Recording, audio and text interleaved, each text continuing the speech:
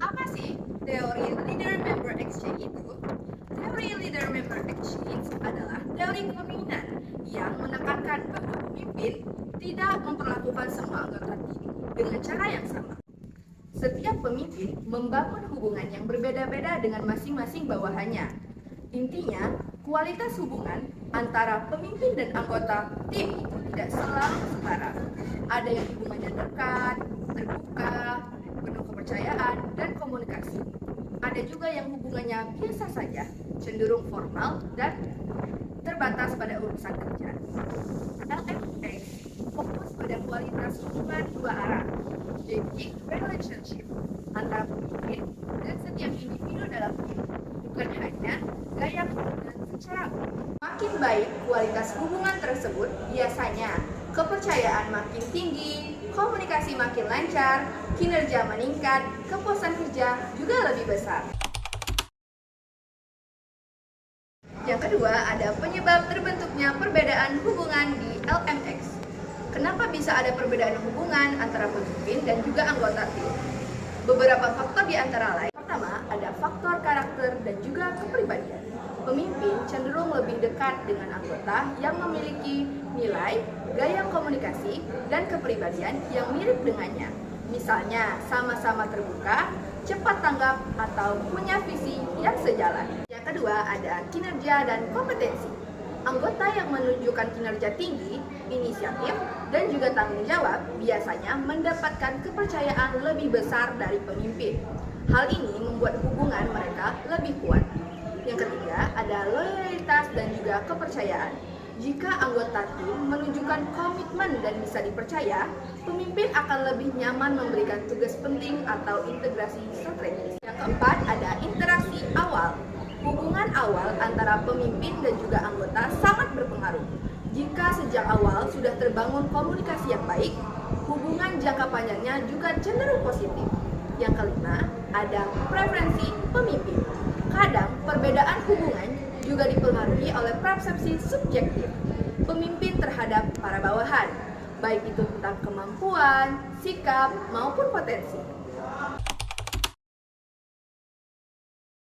Yang ketiga, ada kelompok dalam teori leader-member exchange. Dalam teori ini, anggota tim biasanya terbagi menjadi dua kelompok utama.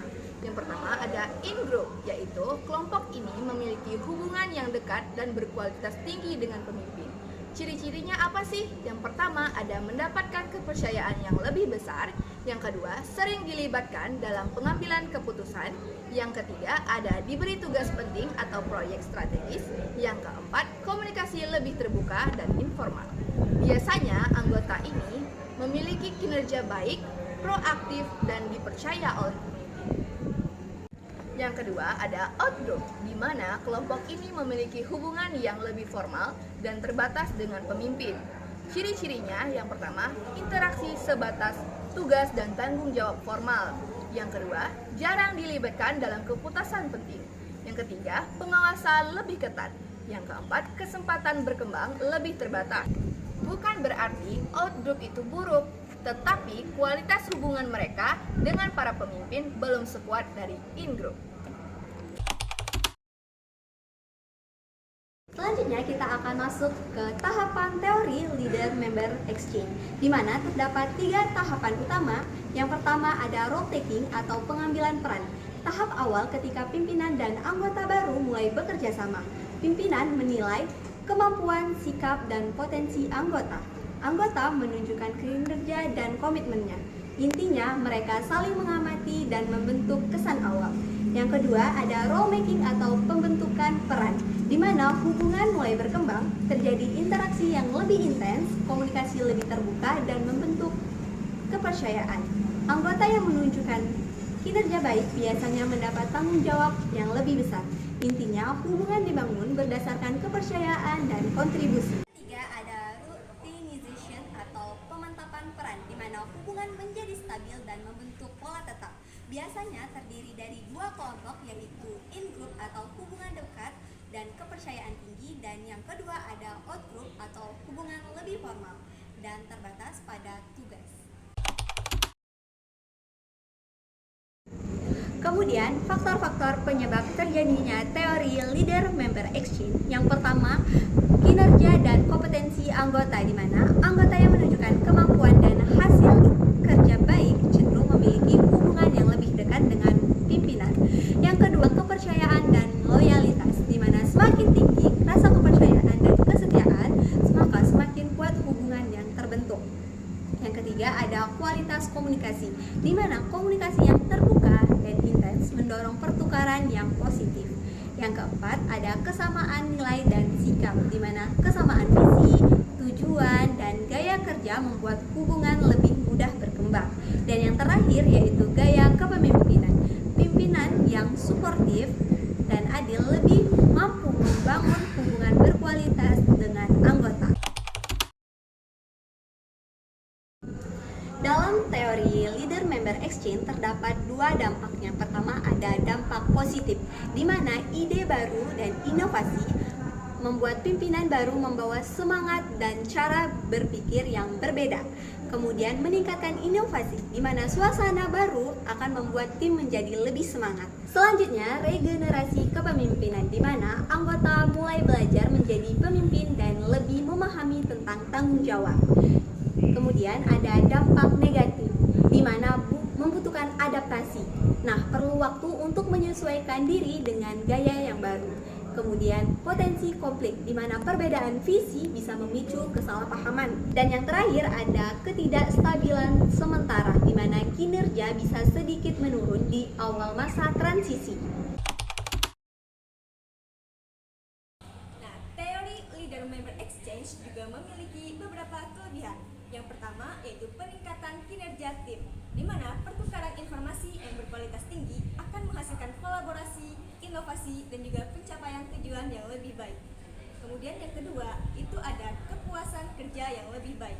Hubungan positif antara pemimpin dan juga anggota akan meningkatkan moral dan juga mengurangi tingkat pergantian karyawan. Kemudian yang ketiga, itu adalah kekompakan tim yang lebih kuat. Membangun kepercayaan dan rasa saling menghormati menumbuhkan rasa kebersamaan dalam tim. Yang keempat, ada pengembangan kepemimpinan. Mendorong para pemimpin untuk menyempurnakan keterampilan interpersonal dan kemampuan membangun hubungan. Dan yang terakhir, itu ada pengakuan atas kontribusi individu, di mana membantu para pemimpin menyesuaikan pendekatan mereka untuk memenuhi kebutuhan dan juga kekuatan unik dari setiap anggota tim. Terlepas dari kelebihannya, teori leader member exchange juga memiliki berbagai kelemahan.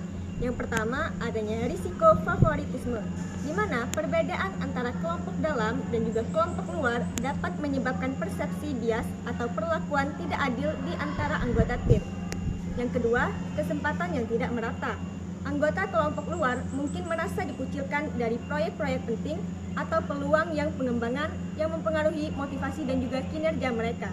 Yang ketiga, membutuhkan banyak waktu. Membangun hubungan yang berkualitas tinggi dengan semua anggota tim akan membutuhkan waktu dan juga usaha yang signifikan. Dan yang terakhir itu potensi rasa tidak senang. Perhatian yang tidak merata dari para pemimpin dapat menciptakan ketegangan dan juga konflik di dalam tim. Selain itu, teori leader member exchange juga memiliki peran di mana sebagai kerangka kerja untuk meningkatkan efektivitas organisasi melalui pembentukan hubungan timbal baik yang berkualitas tinggi antara atasan dan juga bawahan, di mana hubungan tersebut bertransformasi dari sekedar kontrak kerja formal menjadi kemitraan strategis yang berlandaskan kepercayaan. Dengan menciptakan dinamika in-group, teori ini berperan penting dalam meningkatkan produktivitas, loyalitas, dan kepuasan kerja karena anggota tim merasa lebih didukung dan dilibatkan dalam pengambilan keputusan yang pada akhirnya meminimalkan konflik internal serta memastikan distribusi tanggung jawab berjalan lebih efisien demi mencapai tujuan bersama.